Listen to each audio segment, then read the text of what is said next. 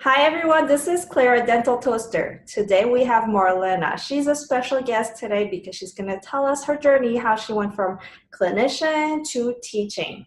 So I'm going to let her introduce herself. Hello, Marlana. Hi, I'm Marlana. I currently work at West Virginia University. I am an assistant professor here, and I have been an educator for about 7 years. Yes, and Marlena looks really young, but see how much experience she has already.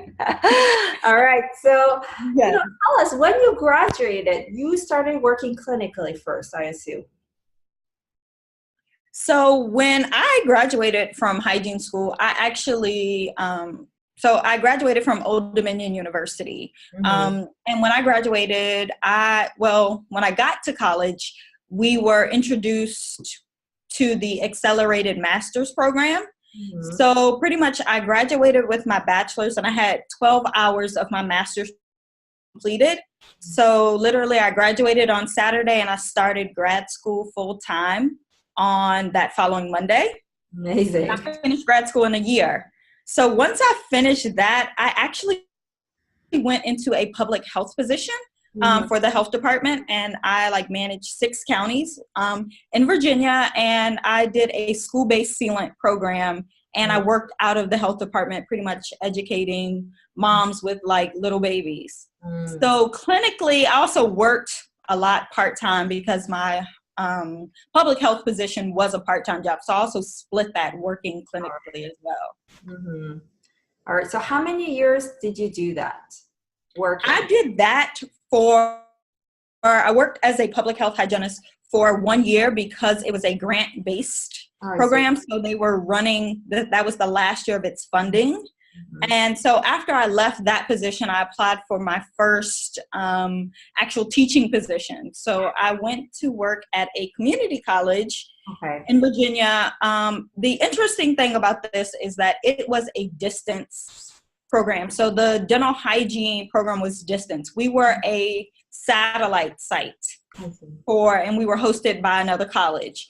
Mhm. So we facilitated the clinicals and labs. We also did a dental assisting program there, which I was a really big part of teaching in that. So I kind of went straight from public health straight into education. And for a while, pretty much while I did that, I also still worked clinical practice. I see. Wow. So you first saw the community college opportunity. Can you tell us how you found about this opportunity? I found this job just by looking on the government site. A lot of education jobs are posted on the state, whatever state you're looking for, on their site, because many education jobs, especially if it's for a state university or community college, you are a state employee. So I found it that way. Before I applied for this actual teaching position, I Mhm. had already emailed the program coordinator, just trying to get in to be a Mhm. adjunct faculty. Okay. But at the time when I emailed her, they weren't currently looking for anyone. Right. So that's why I still kind of stayed in public health. But I think one of the first steps is looking on the state site, but Mhm. just networking and just trying to say, hey, do you need any adjunct faculty? That's a really good way to kind of get your foot in the door Right. for be an educator. All right. In adjunct faculty, we're talking about teaching maybe 4, even 12 hours, something smaller, right, than a part-time, Yeah. full-time position. Yep, it's kind of like a almost, yeah, like a lot less than even a part-time position. Most of the time they are considered part-time. A lot of the adjunct faculty, when you start, Mhm. you will start maybe as just a clinical faculty. Mhm. Sometimes they do have, if you are truly a specialty, you might go in and teach like an adjunct faculty where you're only there to teach that one specific course. But a lot of adjunct faculty are just strictly there to teach in the clinic.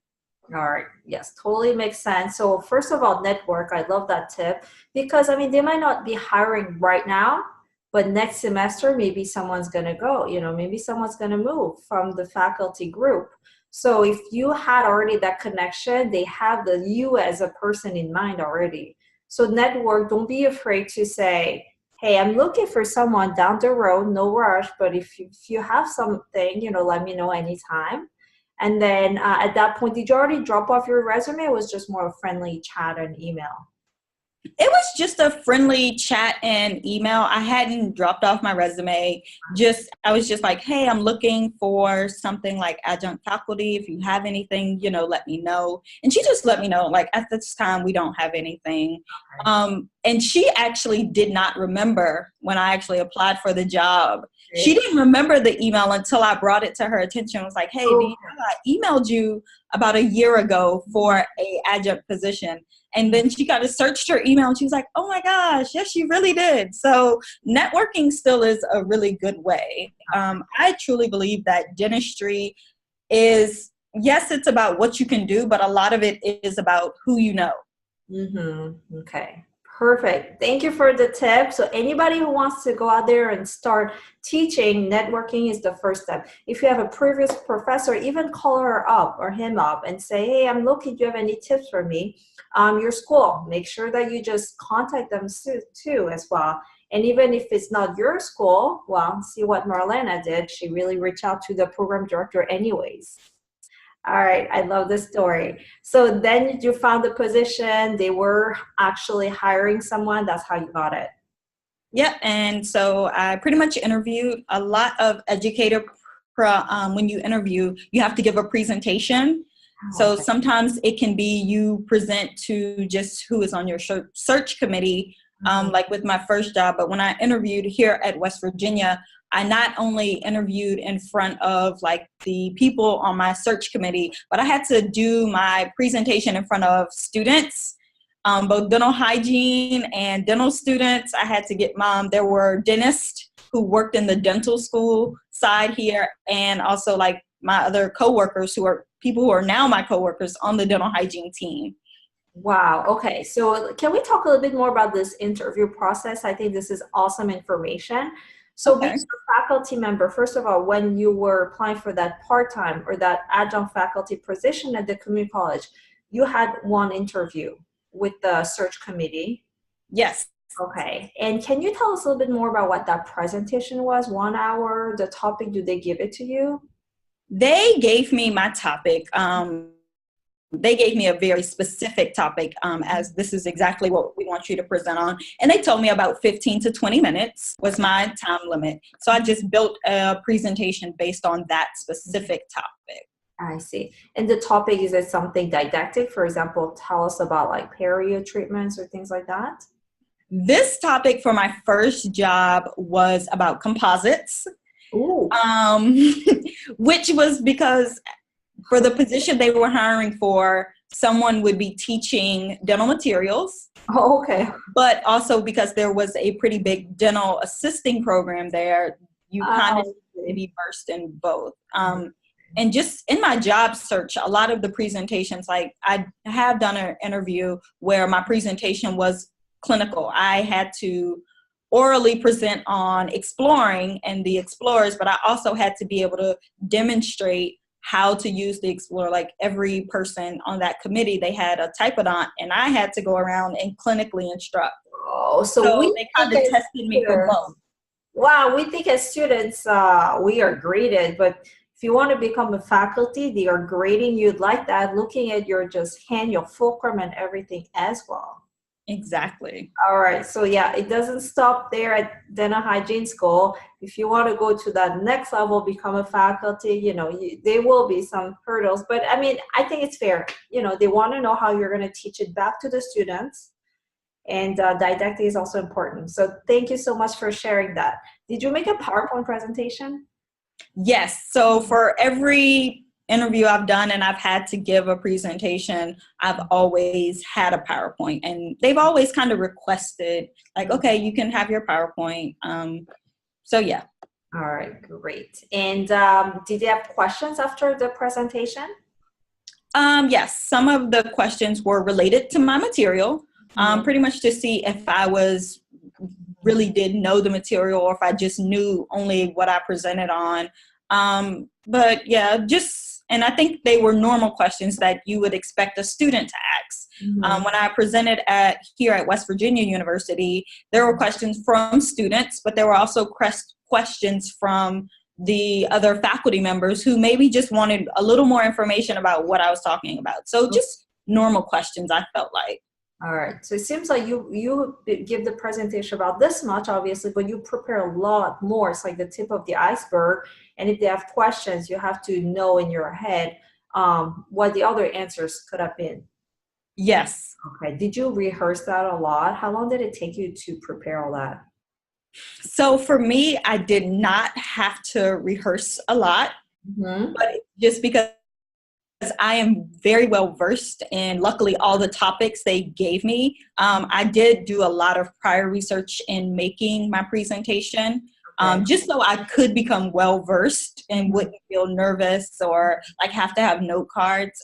For me, getting up and talking kind of comes natural, so it wasn't really hard for me. But I think if it's not, I definitely think you definitely practice in front of people. Read it over and over, read extra material, like you said about the iceberg. Like, you might present a little bit, but always know a lot about the topic in case like someone has a question about it. I see. All right.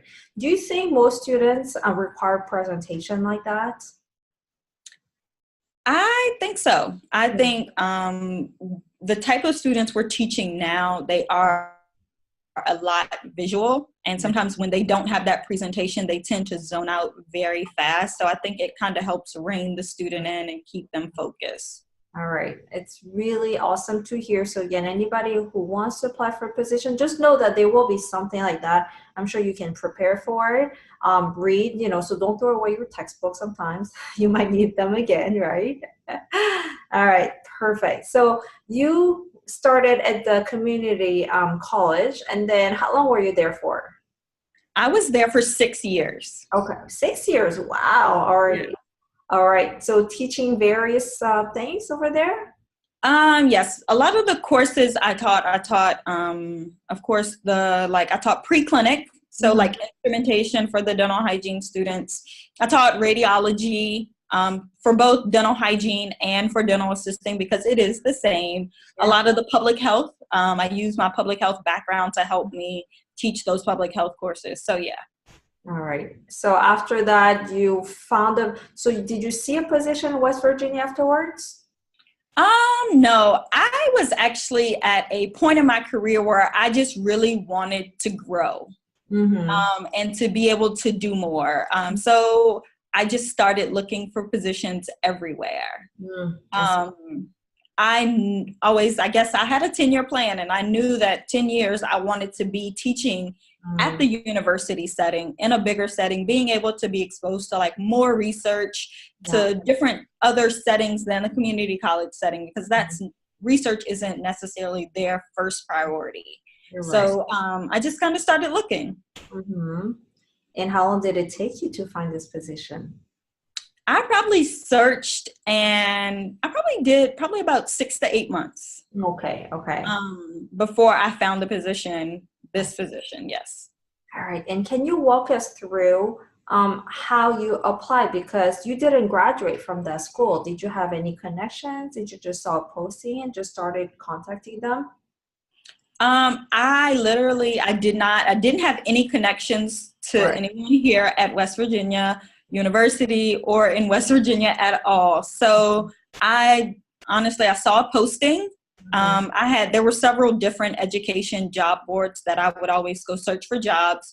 I saw a posting, and usually the posting, you go to the school's website, or they give you a link and you go and apply, and like you upload your CV, you upload like your regular resume, but most of them require you to upload also a cover letter.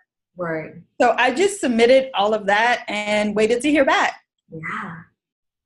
And did that went well, obviously. Yes. So with them, they reached back out to me. Their process was a little bit longer, but it maybe took them 2 months to reach back out to me. And I was a little nervous when I first got that response back. And she reached back out to me, and they scheduled a phone interview. Okay. So I interviewed on the phone first with just the search committee asked me various questions. Okay. And then they decided they wanted to see me face to face for an all-day interview. All right. And at my all-day interview here, I met with different people within their school of dentistry, within the college. I met with the students. I did a presentation. Yeah. And once I did that, it was like everybody kind of like, they had different questions, especially depending on where they were in the school and what their job was. But they all kind of filled out like an evaluation. Okay. And it was a very informal day. Like I was very relaxed. And then after my all-day interview, I waited, and then they sent me an offer letter. Oh, amazing. Hey, how did you feel when you received the offer letter? I was shocked because it's something like I walked out of the interview knowing at the end of the day, I was like, I did really well. I hope I hear back from them.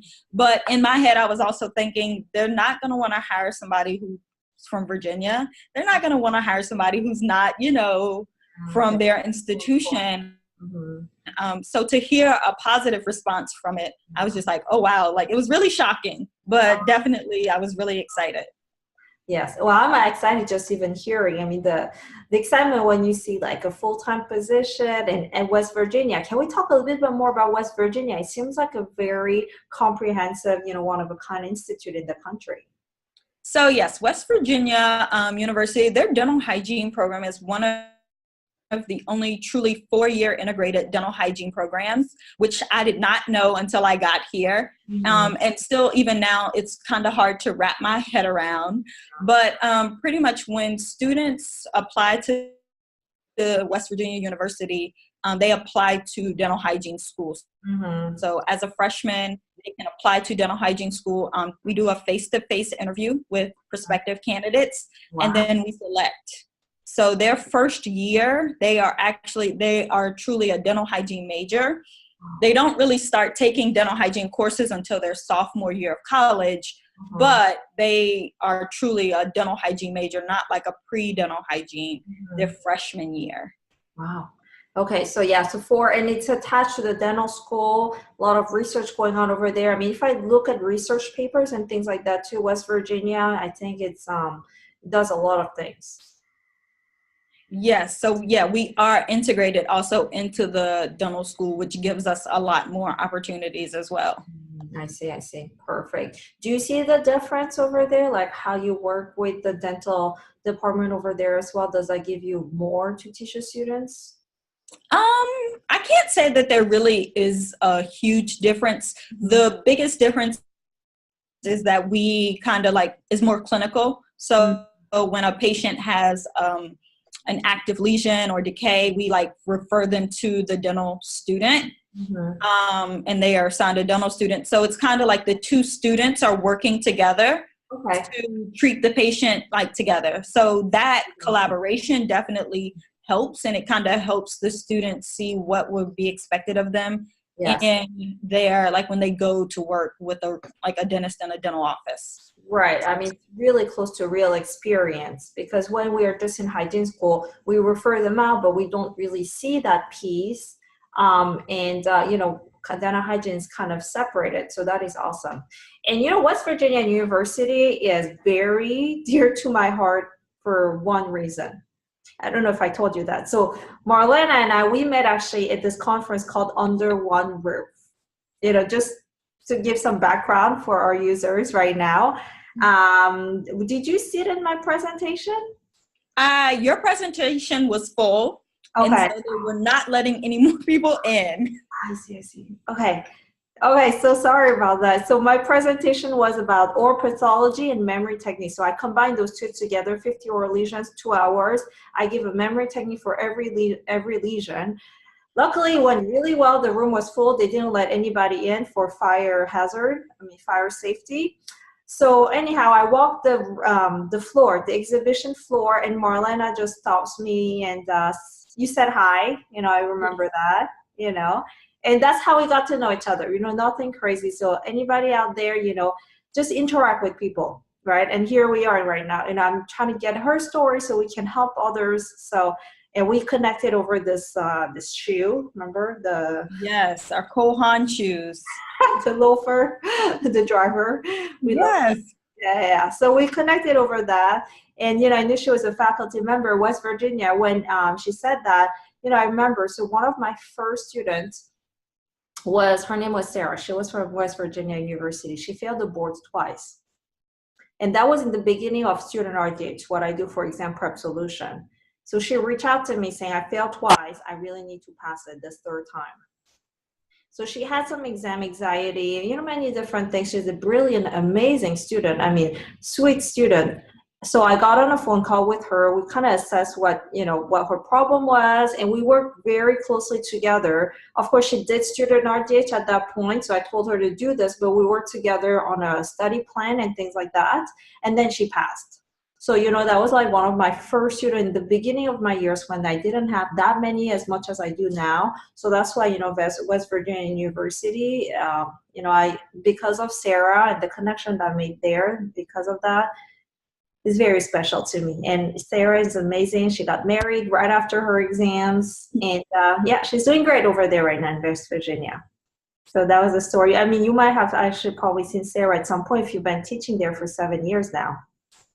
Yeah, well, I've only been teaching here for 1 year. 1 year, okay. I started here in January. I was teaching at my previous position for 6 years. Yeah, awesome.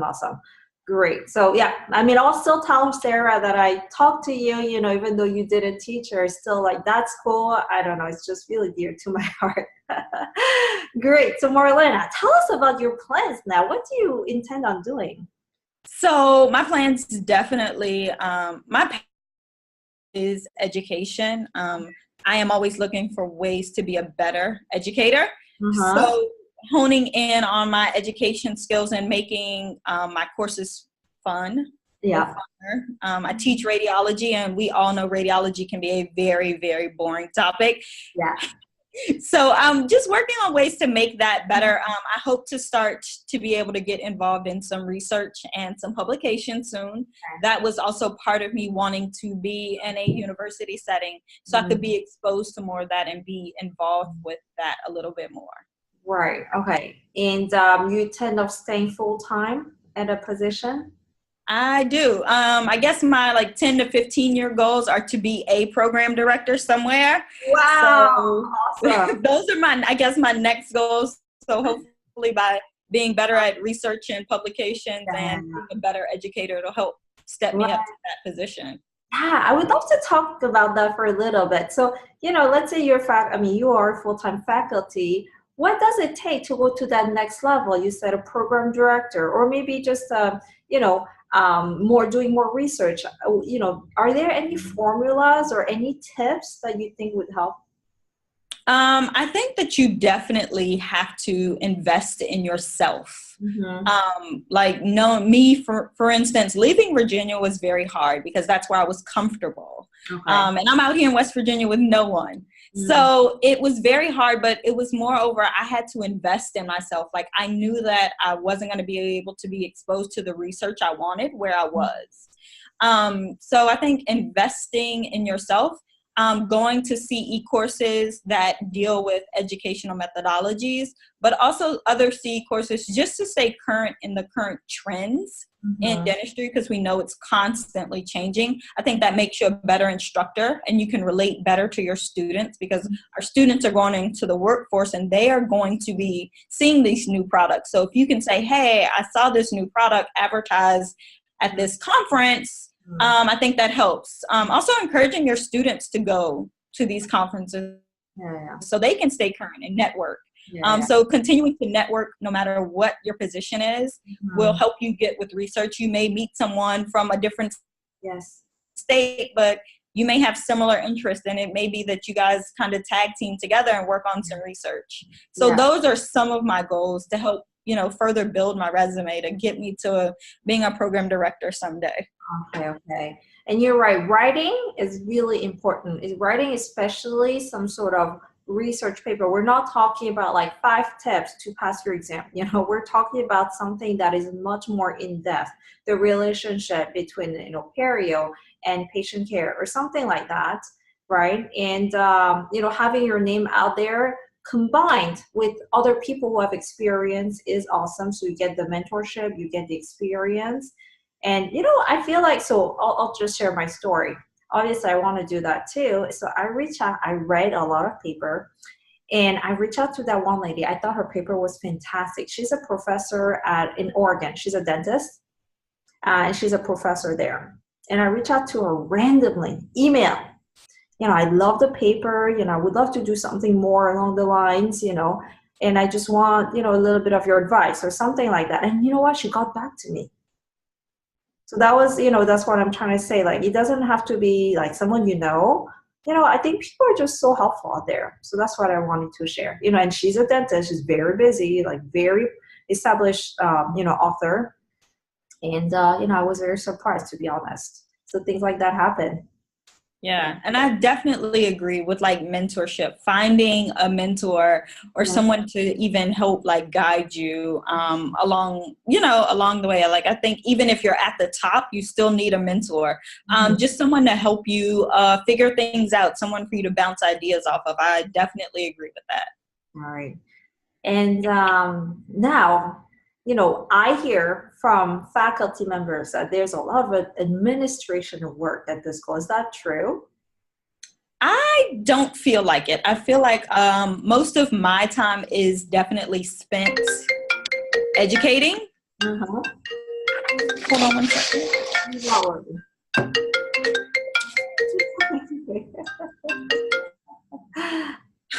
No, it's okay. Why don't we take it again, okay? So that we're just going to top this part, but don't worry about it, okay? All right. So I'm trying to figure out how to open it back up full screen. Oh, I see. I don't see you. You don't see me anymore? No, I see myself. Oh. So there's a little cube tab, and then okay, I got you. I fixed it. Okay. Thank you. I am so sorry. Like, the issue with the Mac is that everything is connected. No problem. So, like, yes, you're right. I mean, it's like the phone gets on your screen. Don't worry about anything. All right. So I'm just going to take it from a similar question then. Okay. All right, Marlana. So do you feel like there is administrative work to do as well as a professor? I don't think so. Most of my time is spent really teaching and perfecting my courses.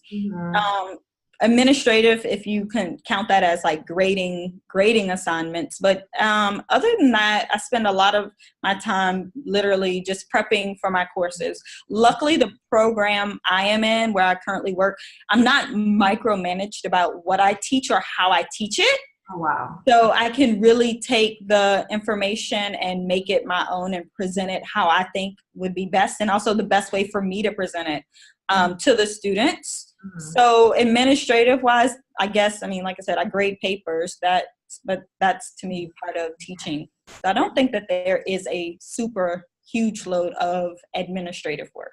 And that is awesome, because obviously if you are an educator, you love teaching, education, you love students. So if you feel like you're really spending most of your time doing what's important to you and the students, you know, what better job there is at this, right?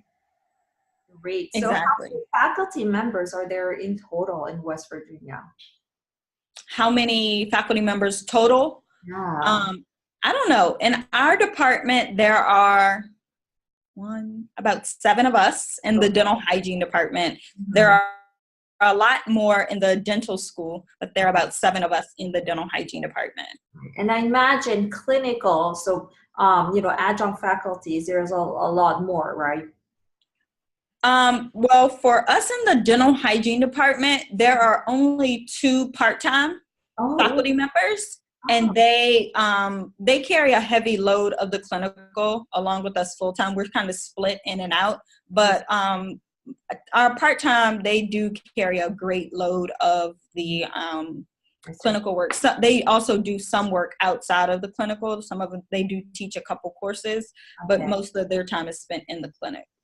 I see. Okay, thanks for sharing that. And I guess the reason I had this in my mind is because, you know, every school is different. So I graduated Forsyth School of Dental Hygiene in Boston. And over there, our program was fairly large. And we had obviously full-time faculties, but we had so many adjunct faculties in the clinic because every session was 50 students or something like that. So, there was a lot of changes too. One faculty could stay one semester, maybe not come back, things like that. And in a way, I guess what I'm trying to say is if the school has a lot of clinical positions, maybe it's a good way to start, 4 hours per week or something like that. And then, I've seen a lot of people transition into more like full-time or part-time didactic teaching from there as well. So just as you said at the very beginning, get your foot in the door. Yeah, I do agree. At the school in Virginia, our host institution, they actually did have a lot of adjunct faculty that came in and just worked clinical. And some of it was that some people had, because they were also working private practice, they could not work. It depended on the semester, their days of availability. So there was a lot of coming and going. So definitely getting your foot in the door is a good way to get, some recognition and kind of help. Right. And, I did recently a research online. Okay, nothing fancy, not a real research. What is foot in the door? I wanted kind of like a real definition of what it was, but this is what I found. It's like asking for small things, so small advice or something like that leads to something bigger. So I was putting that into what I'm making right now what's called the interview course, and is temping a good thing for you or not, something like that. And in this course, I wanted to tell them that you need to get your foot in the door. So anyways, I'm trying to find some definition of what it meant. A small thing turns into a bigger thing. Yes. All right, great. So Marlana, you are right now at the school, right? Yes. Yes. Do you have student hours, office hours that you open? Yes. So pretty much it varies from day to day. So typically, like for it to be a Friday afternoons, I'm typically like in my office. And it just varies from day to day. And so, of course, being an instructor, you have to let your students know of your like office hours. There really aren't, at some institutions, it's stated like you have to have 10 office hours a week. But here, it's not really a specific statement of how many office hours you have to advertise for your students. It's just you kind of tell them when you're available. I prefer my students to make an appointment or kind of let me know. All right. So the great organic system you guys have over there. Do you have, being an educator is not easy, and do you have feel like there's any personality traits or something that makes a great educator? Because let's say someone is interested, but they don't exactly know if this is for them or not. Can you describe a little bit what could help them understand if they are suited for the job? I think patience is definitely a personality trait that you have to have as an instructor, because you have to remember you're teaching someone who knows absolutely nothing. So you have to be patient and understanding and being able to break a task down to its most simplest form. Which can be hard for some people, but being able to do that and remain calm and patient, that definitely is one. I think you also have to have very thick skin, because students sometimes can be, I guess, mean, or they kind of take it out on their instructors when they don't get a good grade because they don't want to take accountability for them not being prepared or knowing the material. So I think you have to have thick skin and be confident in your abilities and your teaching abilities and knowing. And just remember, like, being an educator, you need to be an expert of your topic. So you need to kind of know everything about your topic, because your student is going to expect you to be that expert. So being able to stay current and understanding the need to stay current and continue to read and continue to prepare, I think that definitely is a personality trait you need to have. All right, thank you for sharing that. I totally agree. Breaking it down into the simplest thing, I mean, it's every day is a challenge for me too. When I create content, I try to get in their head saying, what do they not know? Because we cannot assume they don't know anything, just like you said, right? And then thick skin, yes, because, you know, you're dealing, I mean, their emotions are high. You know, if you feel like you're going to fail them, you know, they're there to just vent on you as well. So you got to be that like tough person who can lead them as well. So be a good leader. I think it's also a good personality to have. All right. Well, thank you so much, Marlana, for sharing all of this. I mean, you know, Thank I feel like, you. yeah, being an educator, we need educators out there, you know, obviously, because our next generation are the one who's going to be in the field and working and providing care for the patients. And if you had any last words about, you know, what would make someone a better educator, or how to get your foot in, the foot in the door, sorry. Yeah, any tips about that? Really just be passionate about it. Don't choose education if you're not going to be passionate about your topic, because your student needs to see that Mhm. someone is passionate. They love this. They care about me learning this. Mhm. So I definitely think they need to understand that you're there for them, not just for the paycheck that's associated with Right. it. You need to be compassionate. You need to be passionate about what you do. All right. Oh, thank you so much. Being passionate about education is, yeah, definitely a number one for me as well, because there's just so much work to do. It's very difficult on the brain, you know, keep being updated and dealing with a lot of students as well. So, you know, obviously you have that passion, and I'm sure a lot of people out there have that passion for that. So with the tips that Marlena gave us today, you know, I think you'll have a better understanding if you can do it and how you're going to prepare for that. All right. Well, Marlena, I thank you so much for being here with us today at Dental Toaster. And just one last thing. Actually, the oral pathology course you were talking about that I did at Under One Roof, I Yes. recorded it on Dental Toaster as well. I'll send it to you. Um, Okay, that would be great. yeah, that there were a lot of people too, like, I couldn't get in your course. So obviously it's not the live version. I think the live version is always better because you're there interacting and doing jokes and things like that. However, I can still show you what it is like and how you use the memory techniques to pair it with oral pathology or difficult courses. Okay, thank you. That would be great. Great, Marlena. Well, we wish you a good day over there in West Virginia. Can't wait to hear more of the amazing things that you do over there. All right, thank you so much for having me. All right. See you next time. Bye.